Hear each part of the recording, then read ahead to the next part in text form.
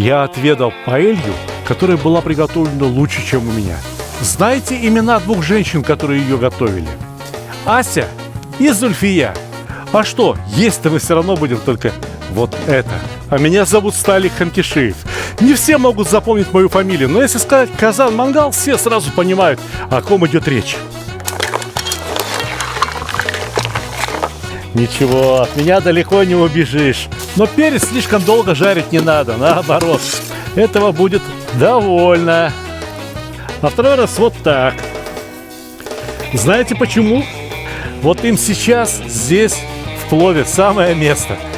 А чтобы рис снизу паэльи прихватился, внизу паэльи образовалась хрустящая корочка. Видите вот эту кучу мокрого песка? Вот теперь паэлья готова. Разложим по тарелочкам. Ну а как там корочка? Чтобы мясо хорошо сварилось, чтобы не переварилось, чтобы бульон получился чистым, прозрачным, ароматным, я всегда зачерпываю бульон там, где не кипит, и переливаю туда, где бурлит. При более низкой температуре все готовится намного вкуснее. Сталик 아저씨. Кто там? 안녕하세요. О, дорогой Пак Джон. Ой, здравствуйте, здравствуйте.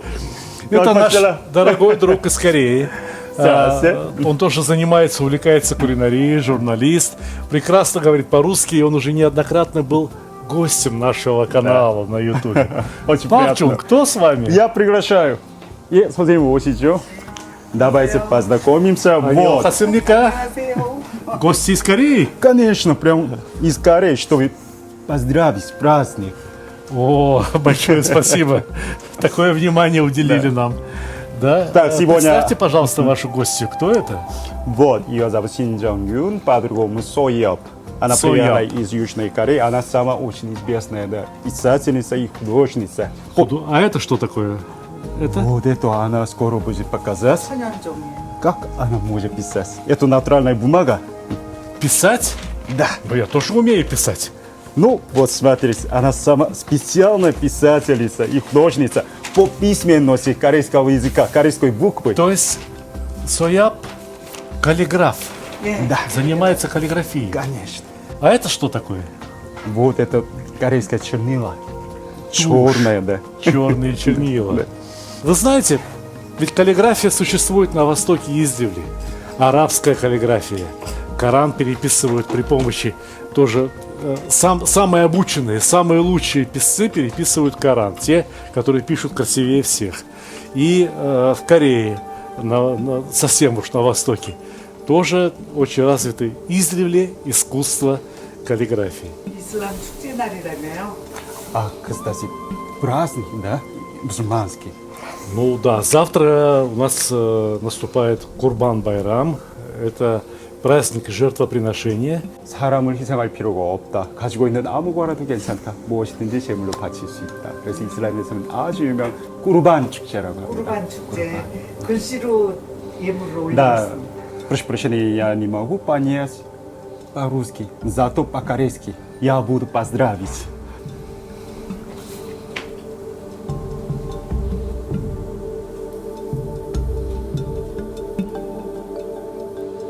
이슬람. Пак Джун, мой сын умеет читать по-корейски, а я не умею. А давай Соя будет писать, а ты будешь читать буквы. И сразу будешь нам переводить. Что Да. это такое идет? 이슬람 축제.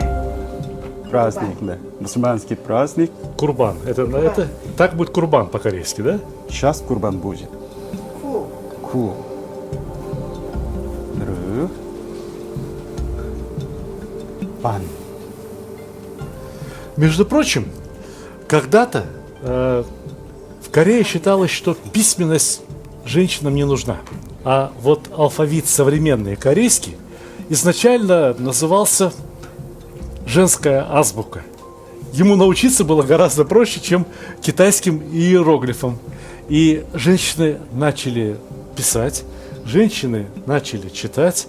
И сегодня женщины занимают достойнейшее место в жизни Кореи. Тали. Сталик. Сталик. Это ваше имя по-корейски.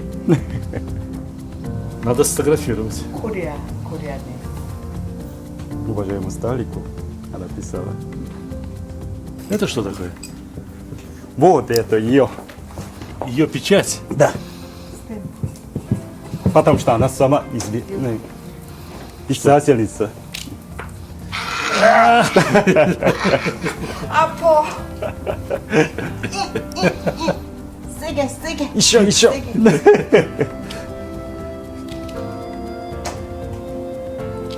Very good. Я думал, такие печати перестали использовать с тех пор, как цари и короли исчезли. В Корее теперь демократия, а там такая же Ага. печать. Еще сильнее надо. 같이 같이. Все вместе. Давай, нет, я первый. One, two, three. Мне жалко надавить на ее руку. Ничего. Ей же больно будет. А что там еще? Пусть покажет, пожалуйста. Что это? Что это такое? 요거가 스타일링. 마음대로 찍어. 아. 마음대로 찍으라고. 이게 사람이야. что Это 사람. вы сами попробуйте на любом месте. Вы можете. Для вас это. 오케이. Да. 유. Человечек. Это вы. Человечек. Какой-то пластилин и...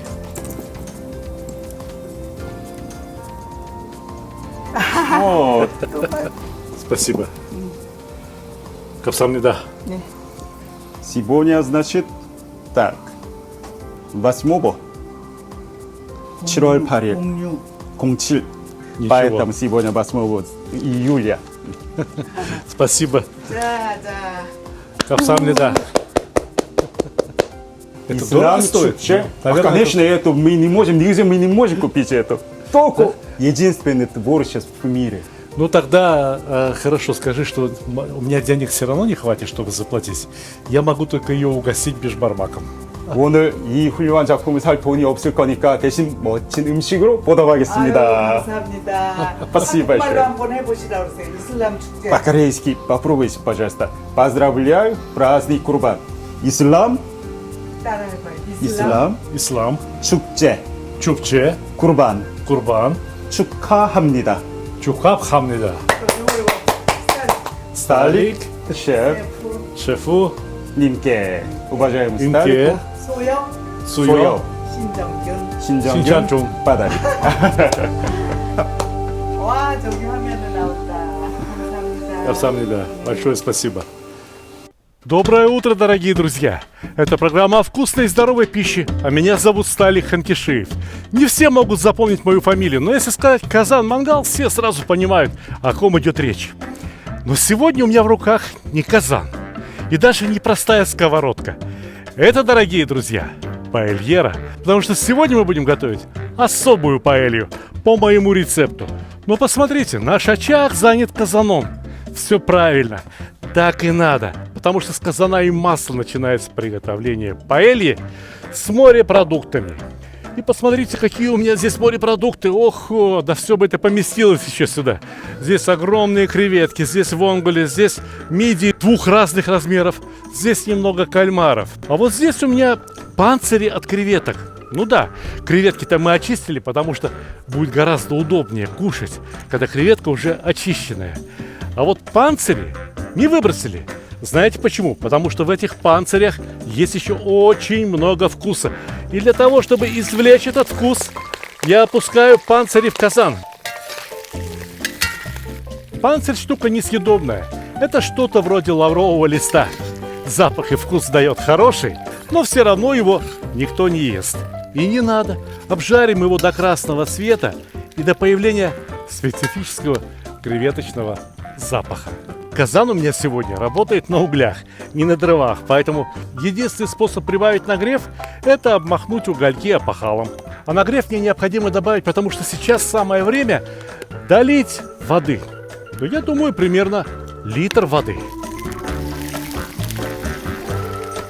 Кажется, получилось немного больше, но что поделать, ничего страшного. Мы сколько нам понадобится этой воды, столько и возьмем. Закипело? Вот тебе и бульон из яичной скорлупы. В принципе, пахнет вполне себе так ничего. Я думаю, что В китайском ресторане из такого бульона бы еще и суп сварили. Да и во французской кухне из чего готовятся их эти супы-пюре? Раковый биск, биск из омара. Надо же. Но нам сейчас этот недобульон необходимо посолить. Необходимо посолить, потому что в нем будет готовиться следующий продукт. Продукт достаточно ценный, довольно вкусный. И называется этот продукт мидии. У меня здесь два сорта мидии. Одни еще живые, только из аквариума, а другие замороженные. Недорогие, но на вкус вполне себе. Вот эти большие я слегка отвариваю, буквально на 1 минуту.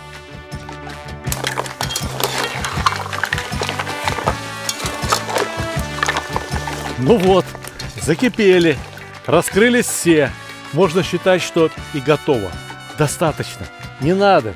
Им потом еще там, вместе с пловом, извиняюсь, вместе с паэльей готовить. А впрочем, надо ли мне извиняться в данном случае за применение слова «плов» по отношению к паэлье? Ведь история паэльи однозначно восходит к арабскому, мусульманскому завоеванию. Это именно арабы завезли в Валенсию рис и способы его приготовления. Способ приготовления в одной посудине и риса, и других продуктов – это однозначно плов. Ну да, конечно, мы не привыкли видеть плов с морепродуктами. Но что ты будешь кушать, если ты живешь на берегу Средиземного моря? Если там навалом вот этих ракушек, всяких рыб, креветок, ну почему бы их не съесть? В конце концов, это и вкусно, и полезно.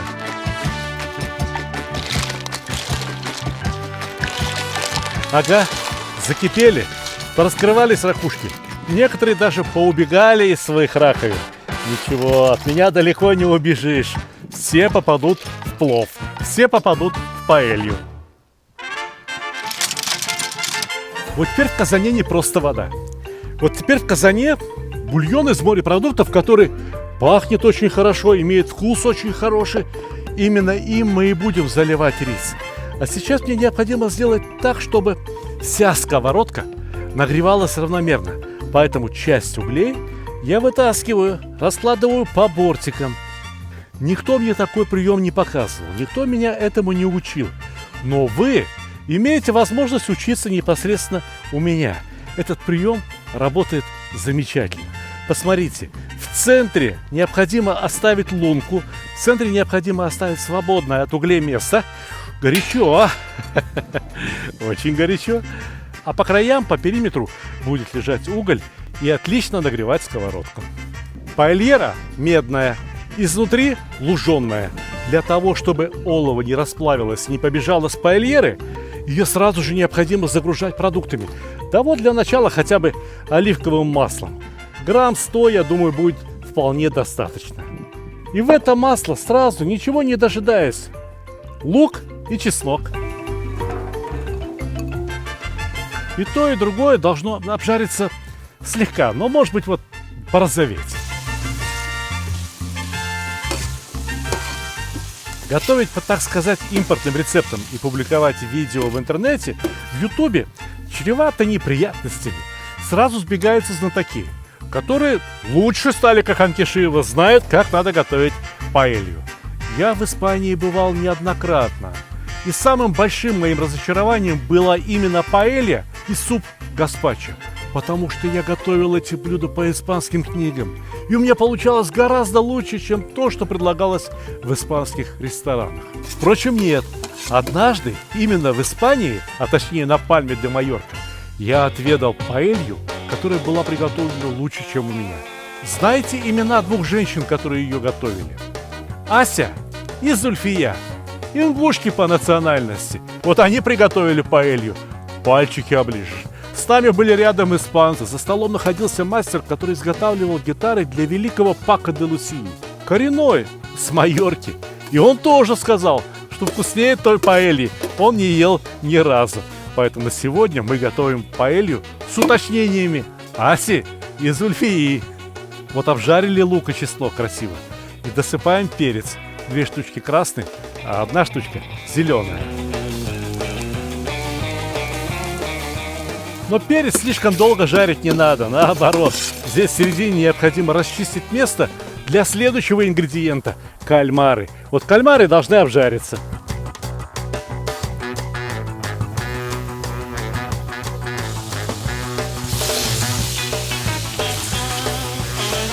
кальмары были полупрозрачными.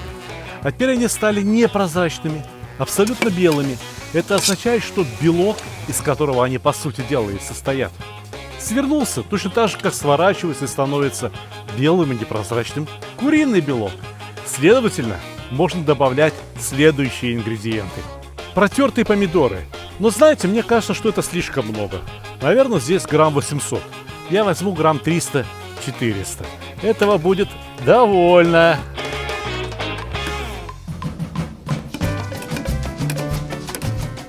Знаете, что самое ужасное может случиться на кухне с морепродуктами? Если их переготовили. Вот томат закипел и все. Нечего готовить так долго эти кальмары. Пора рис засыпать. А знаете, как испанцы засыпают рис? Я вам сейчас покажу. Смотрите. Они сыпят вот так. А второй раз вот так. Знаете почему? Дело в том, что после реконквисты, когда испанские христиане вернулись в свои места, они решили изжить рис напрочь, потому что рис был едой арабов, едой мусульман. Но потом кто-то из них оказался нормальный, умный человек. Он сказал: слушайте, рис очень вкусный. Если его будем насыпать вот так, крестом, то это будет христианское блюдо. Так с тех пор и насыпают. Многие испанцы даже не знают почему. Но мне некогда с вами так долго разговаривать. Мне пора заливать воду. Наш бульон.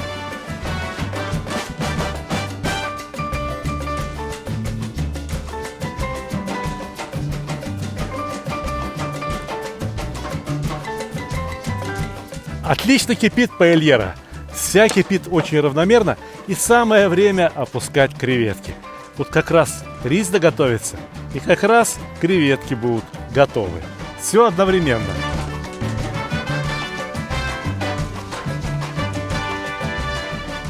Вот эти мидии, как я уже говорил, мороженые. Ну и ничего страшного. Вот им сейчас здесь в плове самое место. Пусть в них зайдет бульон, пусть в них наберется рис. Получится нечто вроде турецкого блюда, которое так называется мидия долмасы. Слышите? Долма с мидиями. И как-нибудь с вами обязательно это блюдо приготовим. А куда же теперь разместить все огромные мидии, как булыжники? Эх, пришлось их очистить. А что, есть-то мы все равно будем только вот это. И это выглядит очень красиво. И это наверняка очень вкусно. Вот они вонгули, а вот те большие, как булыжники, мидии.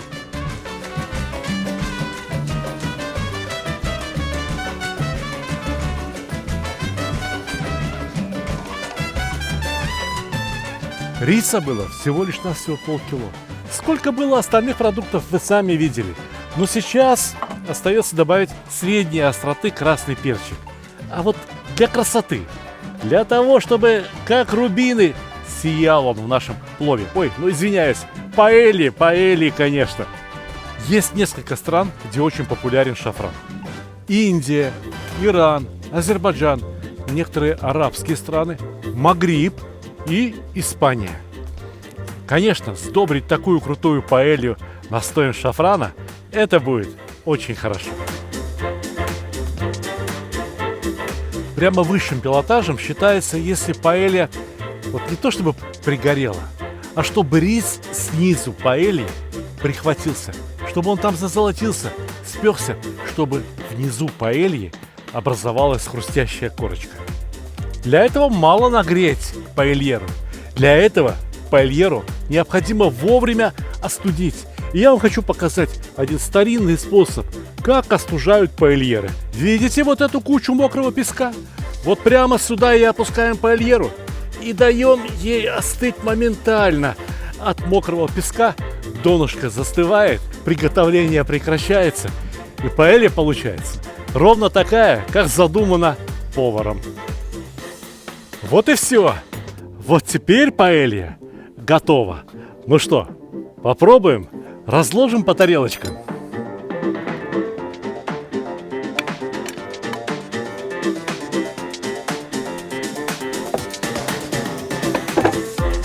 Ну а как там корочка? Получилось или нет? Получилось. Вот она. Ровно такая, как надо. Буквально как у мастеров, паэльщиков. Ну, разве что и мне попробовать. А ну-ка.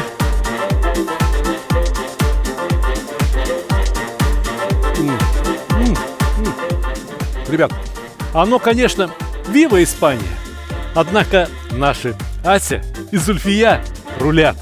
Приятного аппетита, дорогие друзья!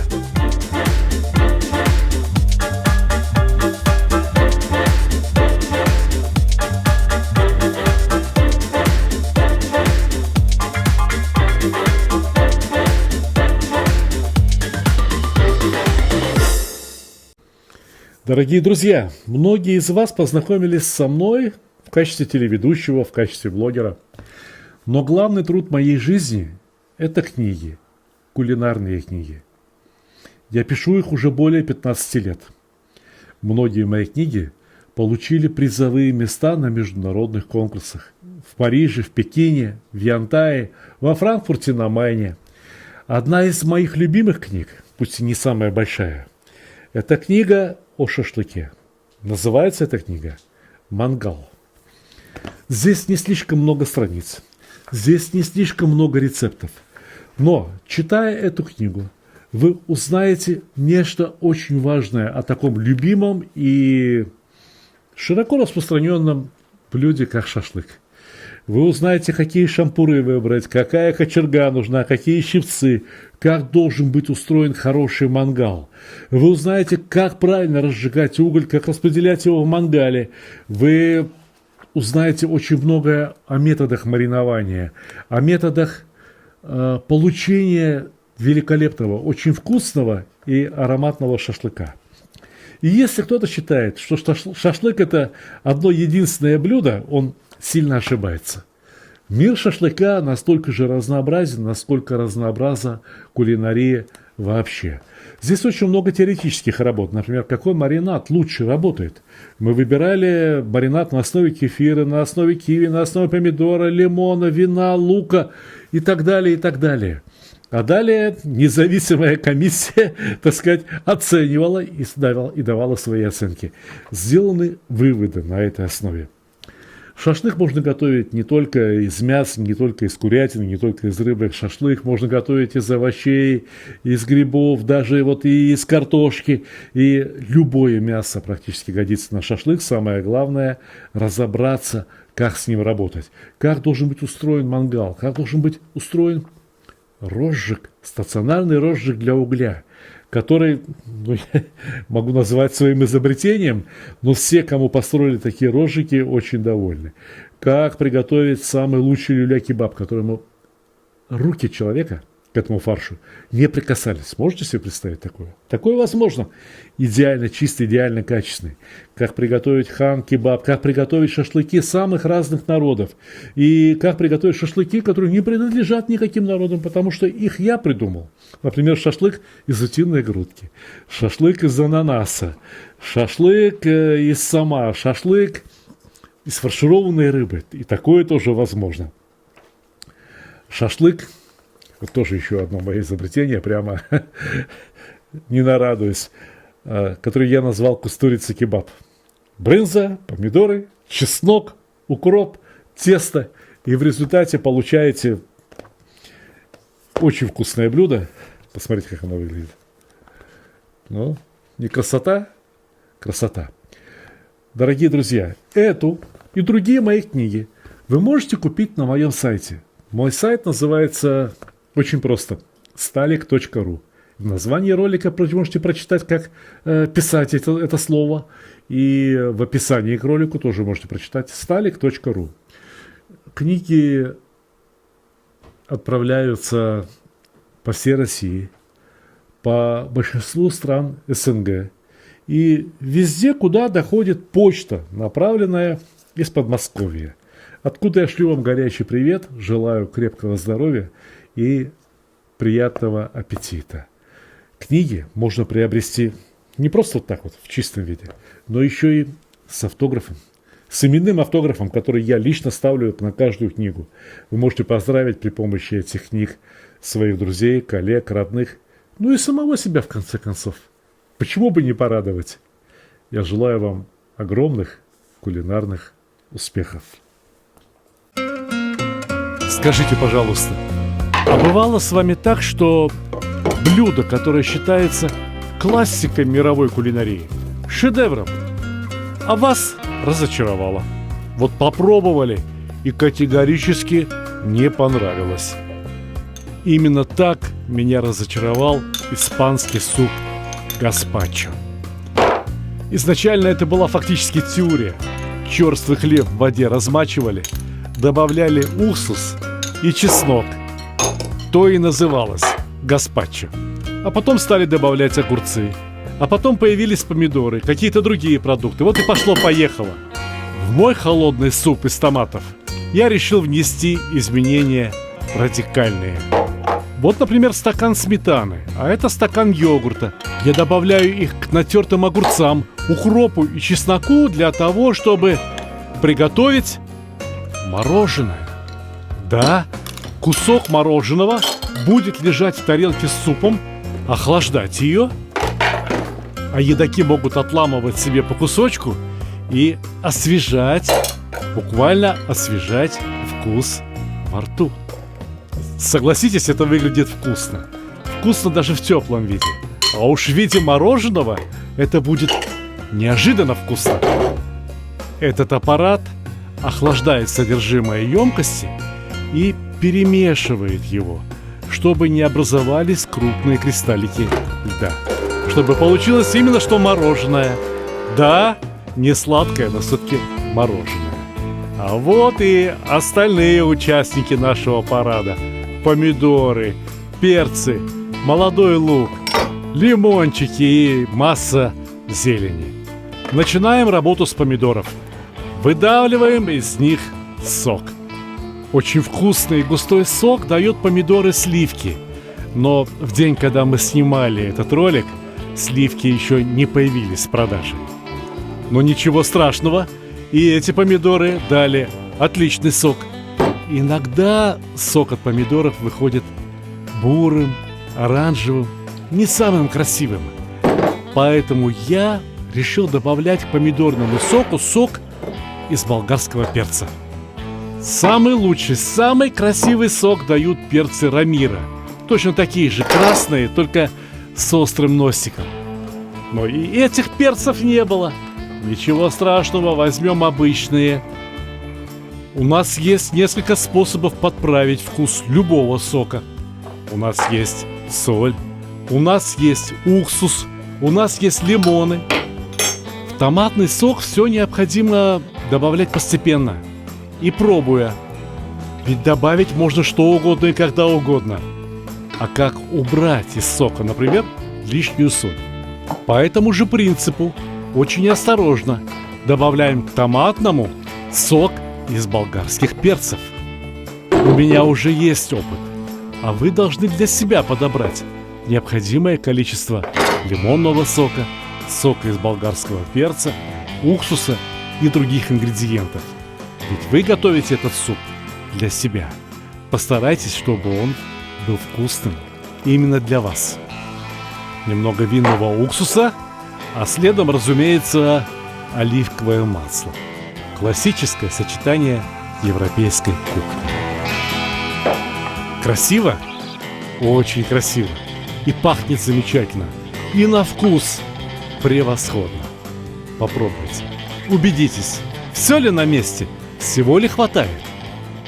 Например, мне не хватило немного остроты, а точнее жгучести. Вот он, красный острый перчик. Пусть отдаст свой сок. Будем добавлять его постепенно, частями, чтобы не получилось слишком остро.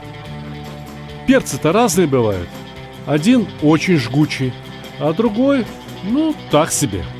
Да, сок из этого перца можно добавлять весь. Не бойтесь, получится как раз так, как надо. Ведь сока у нас порядком. Примерно 4-5 литров. И вот еще один ингредиент, который добавит волшебный аромат. Базилик. Рейхан, как мы его называем. Непременно красного, фиолетового цвета. Смешиваясь с кислотой, фиолетовый цвет превращается в розовый. Цвет сока не испортится. Скажите, пожалуйста, вы пробовали салат к плову шакарок? Я недавно вам показывал этот рецепт. Сок из этого салата получается еще вкуснее, чем сам салат. А там как раз сок из помидоров, сок от лука и сок от базилика. И раз предыдущий опыт подсказывает нам, что это хорошо, значит, это будет хорошо и в нашем будущем гаспачо. Ну, ладно, называйте его томатным холодным супом по рецепту Сталика Ханкишиева. От гаспачо, от настоящего гаспачо, здесь уже ничего не осталось. Но это только половина преобразования гаспачо. Сок надо убрать в холодильник, пусть остынет.